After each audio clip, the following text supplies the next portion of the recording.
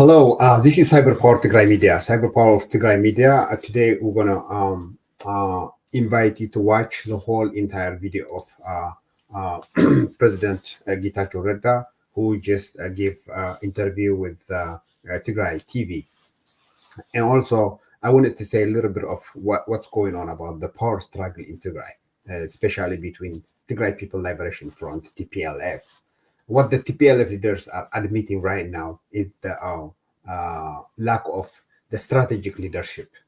What the TPLF leaders are doing is typically lack of leadership skills. What they have been showing is lack of accountability, never admitting their mistakes actually. Lack of adaptability, inflexibility, resistance to change, rigidity, not eager to change their ways, stuck on the past, always remain as the past, shamelessly keep saying, we have always done it this way. They are very selective listeners. They're poor listeners. A skill lack of adaptability. Silently keep saying if it is ain't broke or don't fix it, or to them nothing is broke. To them they are good leadership. To them they have done a lot of stuff. To them the whole entire Makata, whatever the genocide war was led by TPLF, which is not true. The Tigray People Liberation Front is not lead the whole defense mechanism with the Ethiopian government and Eritrean government and other stakeholders. But the whole entire people or the whole entire Tigray people are moving toward this the genocide war, against the genocide war. So failing to realize the ever-changing circumstances, lack of active listening, resistance to change, clinging to outdated leadership practice, do not minimize the power of problem investigation. It's like 90% of the solution, a lot of people say, lack the priority of our leadership is their very choice show you who they are. After all, effective leadership about is putting first, think first. What the PLF leaders are doing is putting the last first. Smart Abiy is enjoying actually their weakness right now. They are playing games between Getachew Reda, the president, the interim government of the Tigray administration, and between the TPLF leader, Dr. Debretsion Gebremichael. So what he's saying to himself now is Abiy is not afraid of Tigray defense force led by TPLF leaders because they are already divided.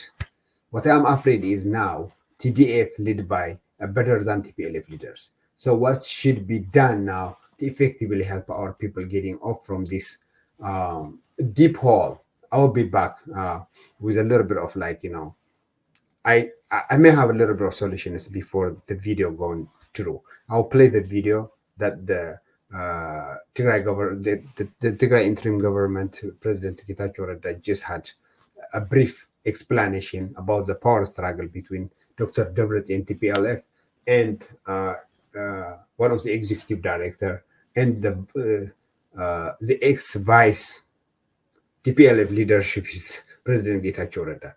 I don't know. TPLF is owning by Getachew Reda now, who he used to be the vice chairman of the TPLF, or by the chairman of Dr. Debretsion.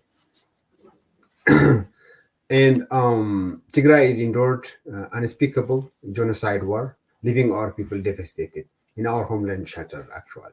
In the aftermath, it's evident that our leaders, our politicians are facing significant challenges at this time. They appear disoriented and uncertain about the next steps necessary to rebuild and guide Tigray through the critical period.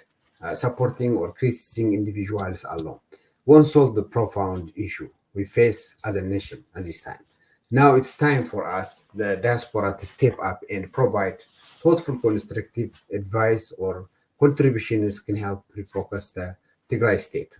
I urge that of you consider the following some points to talk about right now before we go to the video. What key priorities should be is our leaders, our organizations focus on the effectively rebuild Tigray, and they need to support our people, uh, especially the IDP, to have a real governmental structure, council or structure, and to return the whole territory of the Tigray, and also to rebuild Tigray, of course, and to go back to the normal life. School needs to be restarted soon. The transportation and also other ground and airplane transportations. Still, the Tigray people are under siege. 360-degree. How can we foster unity among the various factions and political leaders is, I think, needs to be our main agenda this time. We need to have to ensure a coordinated and effective approach for that to Tigray, to recover Tigray. In what ways we can do is as a diaspora support initiative that address the most pressing needs in Tigray without exacerbating or exacerbating the division or distractions of in between us and in between Tigray. What strategy should be employed to ensure that Tigray leaders are held accountable to the people and their commitment during the crucial period? How can we contribute to the development of a clear strategic plan for Tigray, future that transcends individual agendas and focus on collective progress? Our focus must be on the collective good of Tigray. That's the main thing that we need to focus about at this time. So we must offer solutions that guide our leaders towards a unified and effective path forward. We need to move on.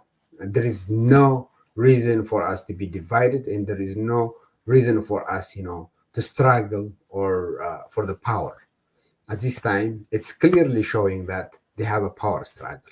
It's our duty to provide wisdom, support, and direction to those in leadership to help steer Tigray through those dark times and toward the brighter future.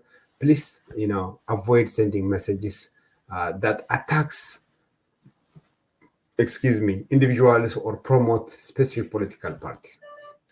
We need constructive suggestions for those.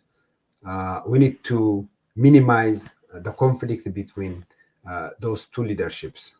And also, we need to avoid that Tigray should not be a point of conflict, a point of contention. Because the Tigray people does not deserve this kind of contention and conflict. It has already have enough. We have seen, a lot of internal displaced people, and our territory is under invaders, and almost more than 80% of the infrastructure in Tigray is distracted. So we need to focus on providing practical idea for Tigray and its people, rather than expressing personal emotions and interests that contribute to conflict and contention. Well, anyways, I'll let you watch this interview from President Getachew Reda. Here you go. The power struggle with TPLF. Getachew, thank you so much for joining us. You're welcome. Let's begin with the recent headline, the power struggle with TPLF. Why power struggle in this critical moment? Well, I have this feeling that to characterize as a simple power struggle would gloss over things. Although I tend to agree that this essentially is a power struggle that has gone awry TPLF leadership has been locked in a series of gum evaluation sessions, which unfortunately haven't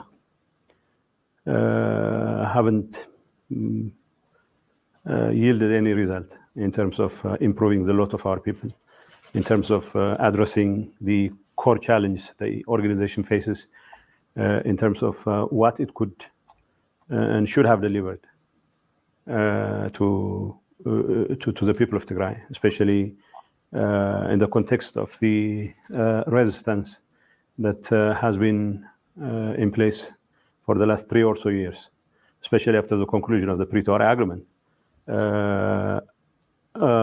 don't have much of a difference in terms of what we plan to do, as in, like, we don't have a sort of clearly spelled out agenda that would serve as a ground for some kind of ideological difference here, but it has everything to do with whether people who have been in charge for quite some time will continue to be in charge, or whether the new dispensation that followed the establishment of the interim administration was equally acceptable and palatable to all of us. So it was very unfortunate.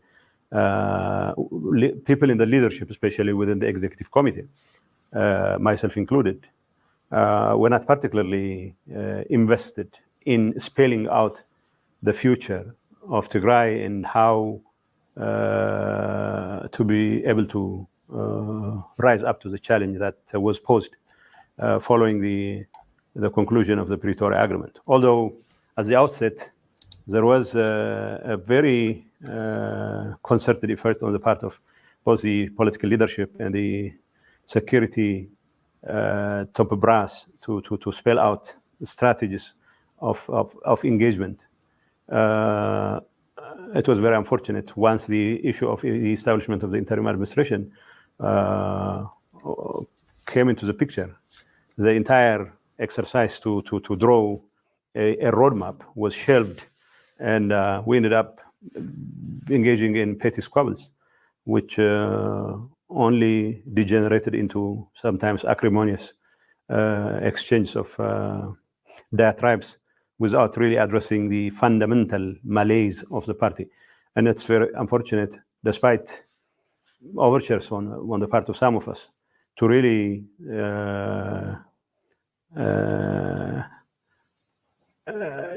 accept the status quo and try to bring in new blood into the movement, including by abandoning our claims to the top leadership. It was very unfortunate. There was little in the way of willingness on the part of most of my colleagues. But be that as it may, the power struggle within the executive committee also translated itself into a rather deliberate sabotaging of this whatever success of the interim administration.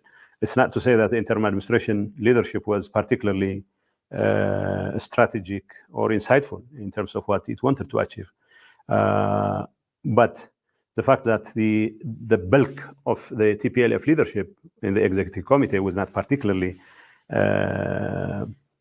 happy about the turn of events simply meant that those of us who should have been in the business of charting a slightly new path to the future of Tigray were rather mired in either trying to explain our failures away in terms of what obstacles are being posed by the rest of the TPLF leadership. But equally important, the rest of the TPLF leadership was not particularly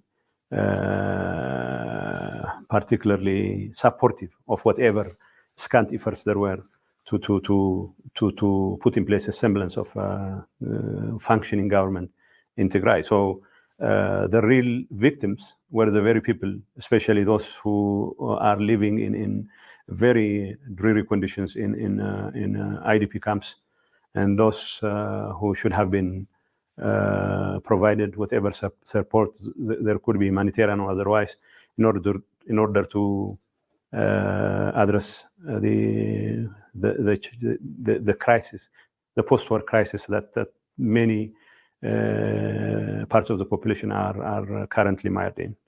So it is a power struggle in the sense that there were those who felt that they were denied of their rightful place to the leadership. And although I personally don't consider myself particularly interested in hanging on to power when there is little in the way of success that could be attributed to me, it, however, meant that whatever overtures I made or some of my colleagues made were often interpreted as an effort to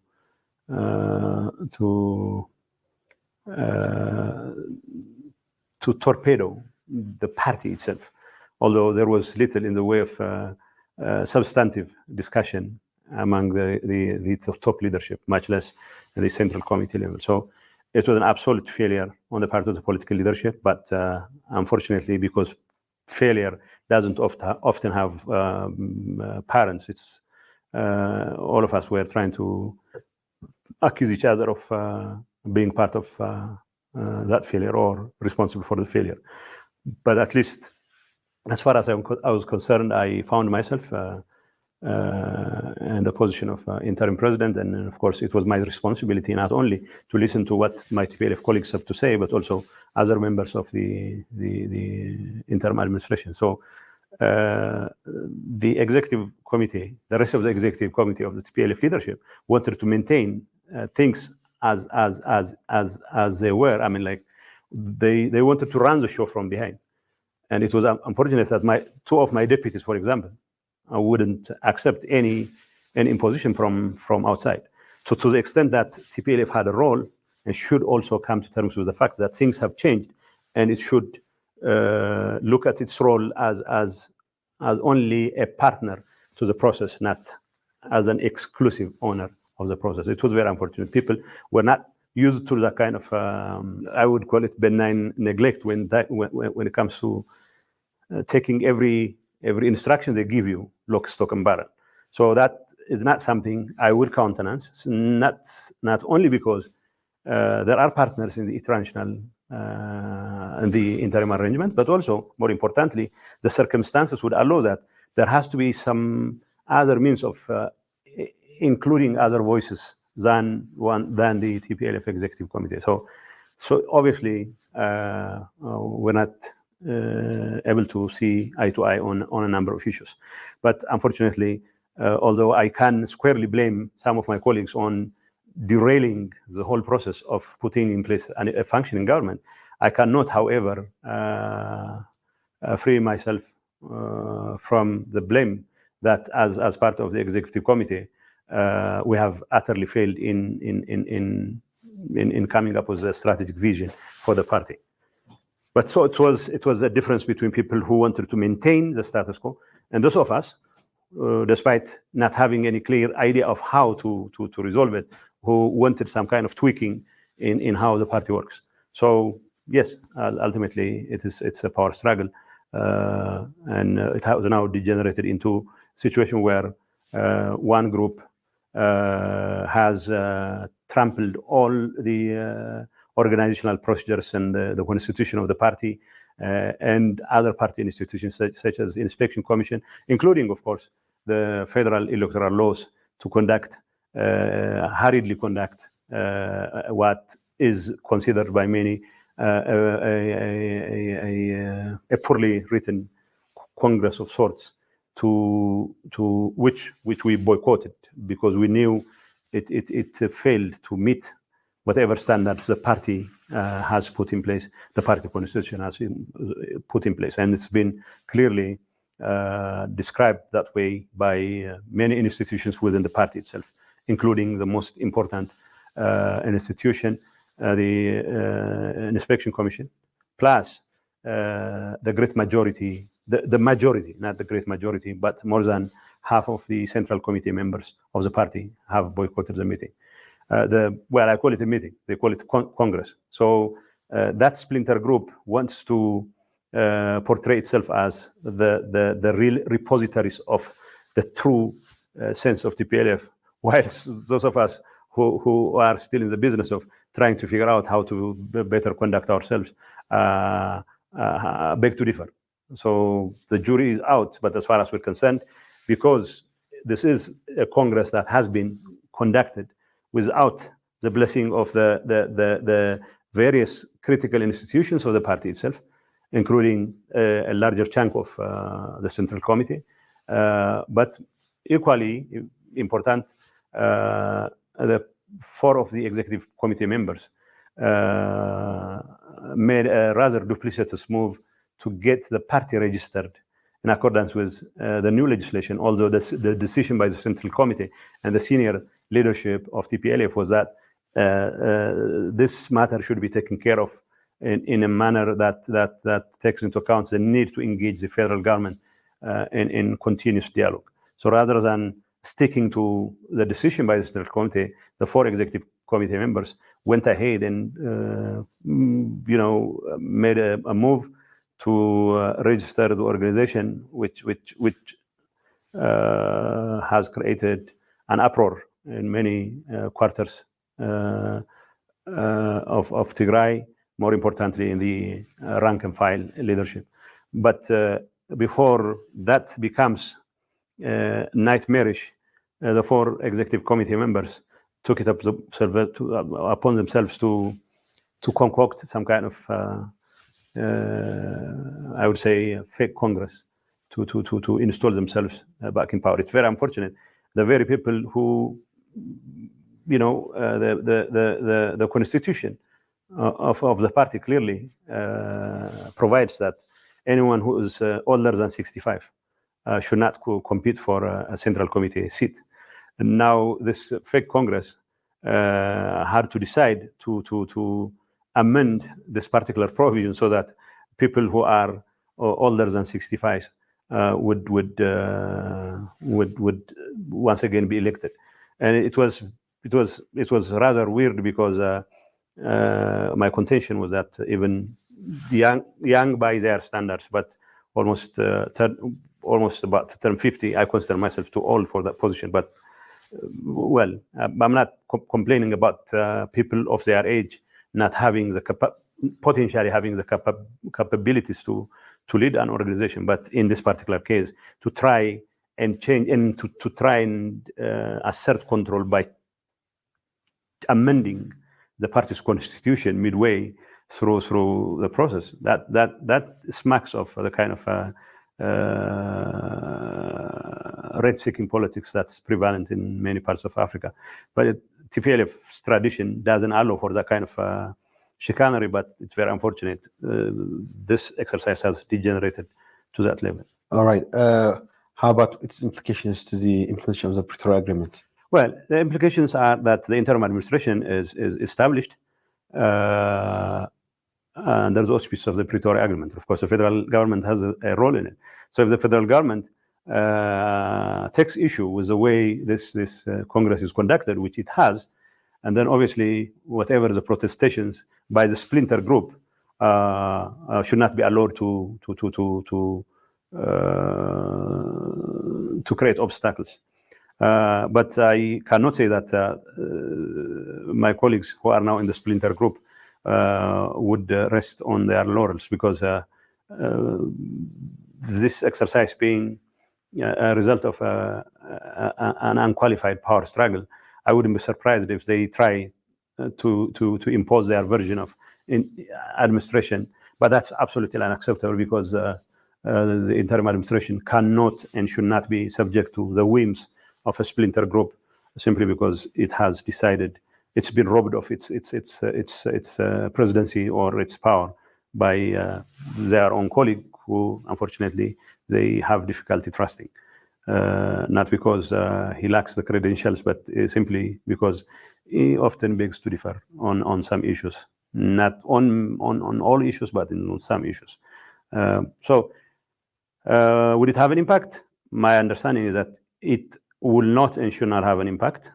And that doesn't, however, mean that the splinter group wouldn't say things that are meant to complicate matters. But that should be taken care of within the context of the regulation that establishes the interim administration. And of course, we have we are supposed to have a strategic reflection meeting at the AU level come next November. Whatever issues there are will play themselves out then. Whether it is this splinter group that represents TPLF, or whether this is the larger chunk which has boycotted the Congress, which would represent TPLF. As far as we're concerned, we are the ones who should represent TPLF, because we haven't done anything that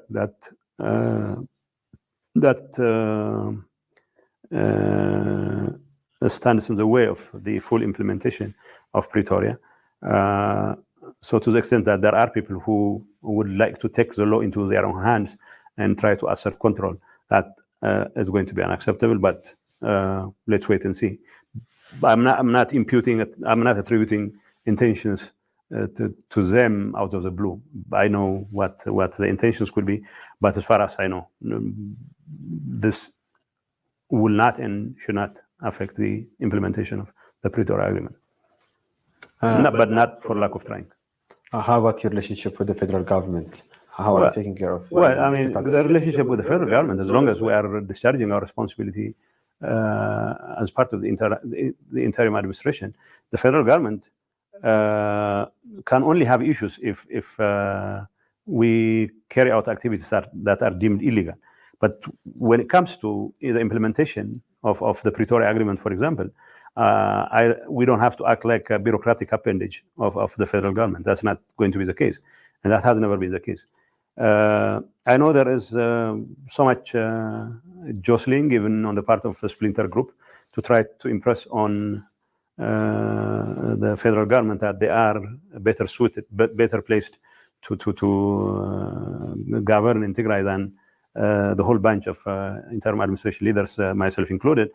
Whether that will play itself out the way they want it, that's an entirely different story. But I wouldn't expect the federal government to entertain such an idea, as long as these federal institutions which have been involved in this process don't feel that their diktats have been overlooked by this splinter group.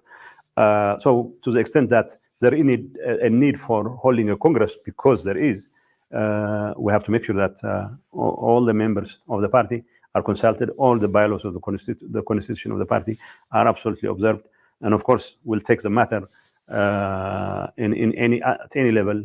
In fact, engage in dialogue with the federal government and do whatever it takes, because this is the commitment we made to our members and the Central Committee and to other critical institutions within the party, including the Audit Commission, the Inspection Commission. There was recent remarks by Ethiopia Government Communication Service Minister that amount to war threats by main Tigrayans. What are your responses to this? It's absolutely reckless to assume that a splinter groups conducting of a Congress would amount to a declaration of war. It's very unfortunate that officials, some federal officials, are prone to making gaffes. The people of Tigray are enjoying this relative peace, although this peace has to extend to other parts of Tigray as well. We need to make sure that all the IDPs are returned, and the interim administration extends its reach all over Tigray in accordance with the Pretoria Agreement.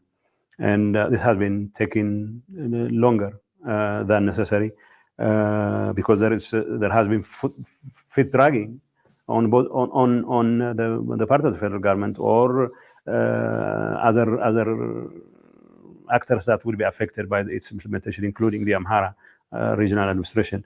And there also, I cannot also say that we have been investing every resource that we have at our disposal to expedite the process. So I cannot say that we are free from any blame whatsoever, but the larger chunk of the blame would go to the other party, quite naturally.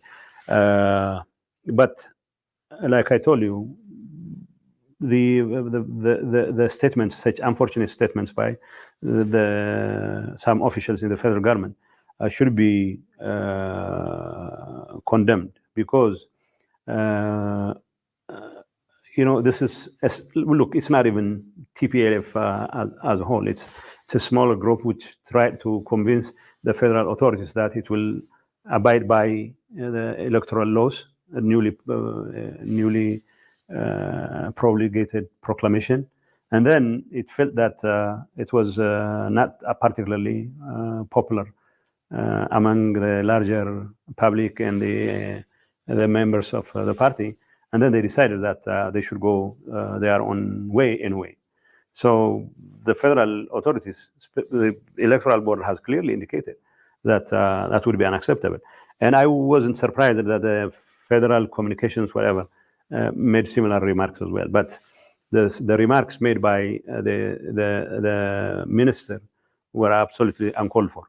But to always sort of brandish this whole idea of reignition of war as though just fighting a war is a picnic, that's absolutely unacceptable. But having said that, we'll continue to press on the implementation of Pretoria, and we will continue to work closely with the federal government on all other matters where the interests of Tigray are concerned. But all along, we'll continue to not just condemn, but also take issue with such unfortunate remarks, wherever they come from, whether from higher up or from low-level functionaries. How about the occupied territories? Can you give us an update to status of these occupied territories, most of them Amhara forces and Eritrean forces? Yeah, I mean, the issue of Raya and Tsellemt has more or less been taken care of.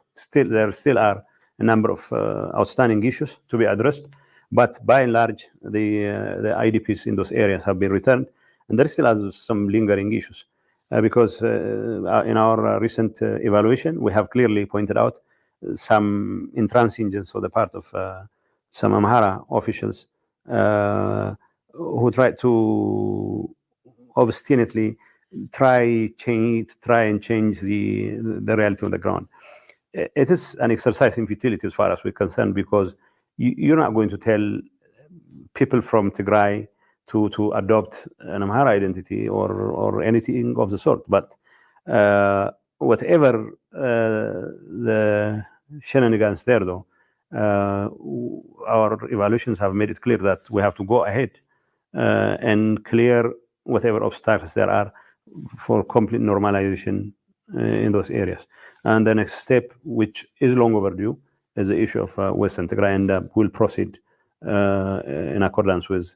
In fact, we'll take draw lessons from whatever experience we had in Raya and Tsellemt, and try and avoid some of the pitfalls that complicated matters in those areas, so that we'll not be making the same mistakes in Western Tigray. It's long overdue, but it's a work in progress. And any efforts to bring back the refugees in Sudan that are displaced? Yes, that's part of the process. The refugees in Sudan are going to be part of the return of IDPs, and of course we need all kinds of efforts, all kinds of support by the international community, because the issue of resources is quite staggering, because the interim administration is strapped for cash. We try to put some money, some resources in these efforts, but in light of the enormity of the challenge the IDPs have been facing, returning them home, especially in the case of Western Tigray, is going to be quite daunting. So we need all kinds of support from the international community. The federal government also needs to step up to the plate and do whatever it takes to support the process. Although so far it hasn't been forthcoming, we'll definitely pull something off. So the issue of the refugees in Sudan is also part of the package. Thank you so much for joining us. You're welcome. This was all for today's Direct Talk. Thank you for watching. Well, sounds like President Getachew Reda is like, depending on, to confirm his power, he's depending on African Union and the federal government instead of the people of Tigray, actually. He should be like, consider the people of Tigray. Also, because the people of Tigray is part of this issue. But anyways, to confirm his power, he's just he seems like he's gonna be waiting to hear from the federal government and also African Union. We'll see what's gonna happen about that. And also, he's actually consider himself his the major. He has the major supporters and the splinter groups. So the splinter group is actually accusing of declaring a war against the Pretoria peace agreement. So I don't know. This is just a lot of accusations that are going through back and forth in between them. Hopefully, Tigray is not going to be going to the war no matter what. He also actually confirmed the day before during the Ashenda speech in Tigray that the conflict between or the tension between TPLF and the interim government is not going to be having any political or security disturbance for the people of Tigray. Hopefully we'll see that in a few and then near future. And let me invite you to hear this song before I finish. I conclude my program today.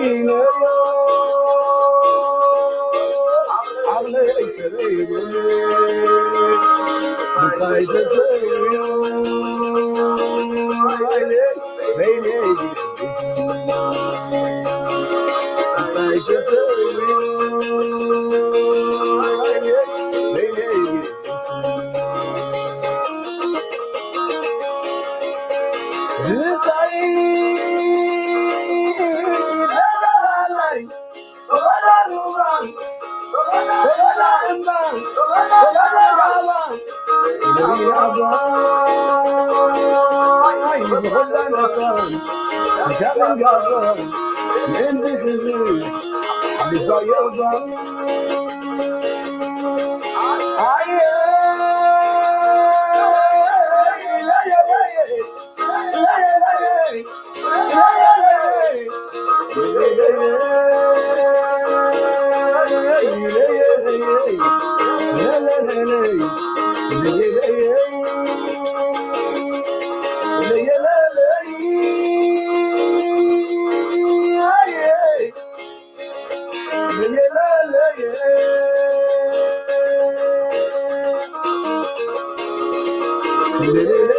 Yeah.